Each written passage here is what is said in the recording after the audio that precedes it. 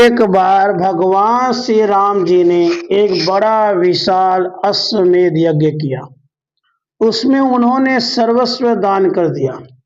उस समय उन्होंने घोषणा कर रखी थी, यदि कोई व्यक्ति अयोध्या का राज्य, पुष्पक विमान, कौस्तुमणि, कामधेनु गाय या सीता को भी मांगेगा तो मैं उसे दे दूंगा। बड़े उत्साह के साथ यज्ञ की समाप्ति हुई। ठीक श्री राम जन्म के ही दिन अवभृत स्नान हुआ।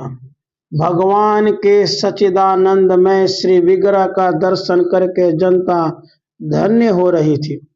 देवता गंधर्व दिव्य वाद्य बजाकर पुष्पवृष्टि कर रहे थे। अंत में भगवान ने चिंतामणि और कामधेनु को अपने गुरु को दान करने की तैयारी की। वशिष्ठ जी ने सोचा, मेरे पास नंदिनी तो है ही, यहाँ मैं एक अपूर्व लीला करूं। आज श्री राघव के औदार्य का प्रदर्शन कराकर मैं इनकी कृति अक्षय कर दूं। यूं विचार कर उन्होंने कहा, राघव, यह गोदान क्या कर रहे हो? इससे मेरी तृप्ति नहीं होती। यदि तुम्हें देना ही हो तो सर्व अलंकार मंडिता सीता को ही दान करो। अन्य सैकड़ों स्त्रियों या वस्तुओं से मेरा कोई प्रयोजन या तृप्ति संभव नहीं। इतना सुनना था कि जनता में हाहाकार मच गया।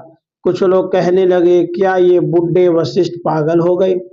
कुछ लोग कहने लगे, यह मुनि का केवल विनोद है।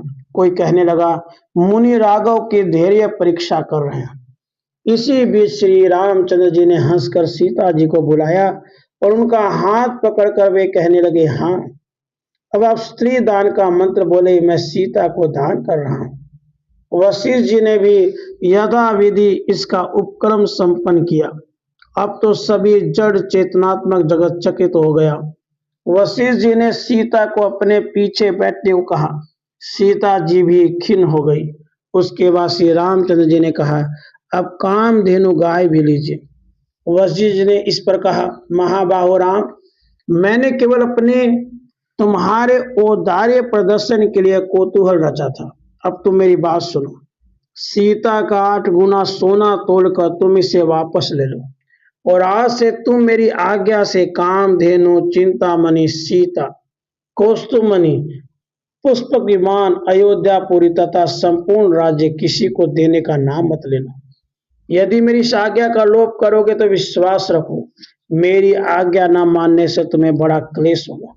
इन 7 वस्तुओं के अतिरिक्त तुम जो चाहो स्वेच्छा से ब्राह्मणों को दो। उसके बाद भगवान ने वैसा ही किया। निरंकार केवल 2 वस्त्रों के साथ सीता को लौटा लिया।